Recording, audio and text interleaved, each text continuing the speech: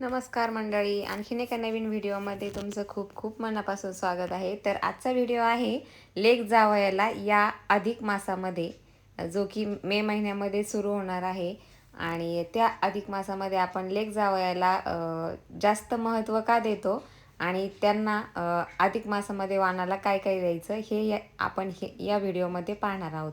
तर लेक जावयाला अधिक मासामध्ये म्हणजे विष्णू स्वरूप आणि लक्ष्मी स्वरूप असं मानलं जातं. त्यामुळे लेक जावयाला अधिक मासामध्ये खूप महत्त्व आहे आणि त्यांना दान केल्याने आपल्याही घरात खूप भरभराट होते आणि त्यांच्याही घरात जीवनात खूप भरभराट होते. चला तर मग पाहूया या अधिक मासामध्ये आपण लेक जावयाला काय काय वाण देऊ शकतो.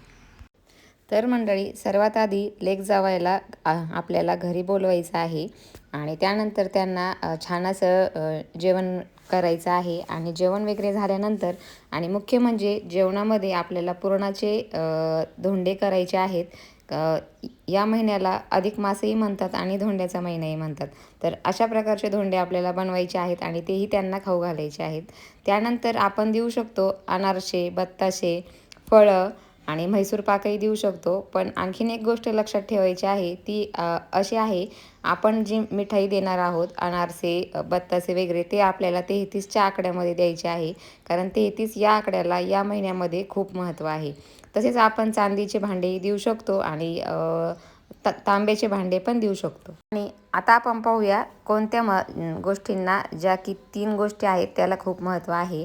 तर 1 नंबरला आहे तांब्याचा दिवा आपल्याला द्यायचा आहे आणि तोही प्रज्वलित करून आपल्याला द्यायचा आहे. त्यानंतर द्यायचे आहेत आपल्याला 33 अनारसे आणि त्यानंतर कपडे आणि जोडवे आपल्याला आपल्या मुलीला द्यायचे आहेत. आणि आपण तांब्याचे भांडेही देऊ शकतो आणि चांदीचे भांडेही देऊ शकतो. तर या काही अशा गोष्टी आहेत ज्या की सोन्यापेक्षाही खूप महत्त्वाच्या आहेत आणि या सर्व गोष्टींना अधिक मासामध्ये खूप महत्त्व आहे. चला तर मग भेटूया पुढच्या व्हिडिओमध्ये. आतासाठी श्री स्वामी समर्थ.